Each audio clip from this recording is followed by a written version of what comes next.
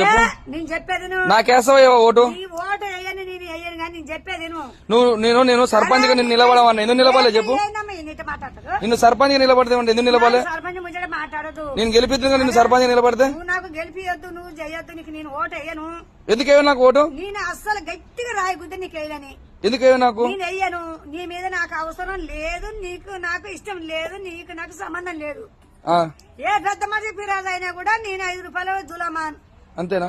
నేను లచ్చ పెడతా. నువ్వు లచ్చ పెట్టు, నువ్వు ఊళ్ళో పిచ్చలు పెట్టు, ఊళ్ళదని పూకు పెట్టినా కూడా నేను ఇడిగాతం చేసుకొని నీ సచ్చి పిక్కడు బూడి అని ఊళ్ళో లేకుండా పోతానని చెప్పిచ్చిన తనకు ఏ పెద్ద మనిషి చెప్పినా నా పెళ్ళ నేనే నమ్ముకోవాలి, లేకుండా నేనే పోవాలి. అంతేనా? అంతే. నేను లేకుండా నా 2 పెళ్ళాలు 3 పెళ్ళం వనన పోవాలి, లేకుంటే ఉంటే ఉండను.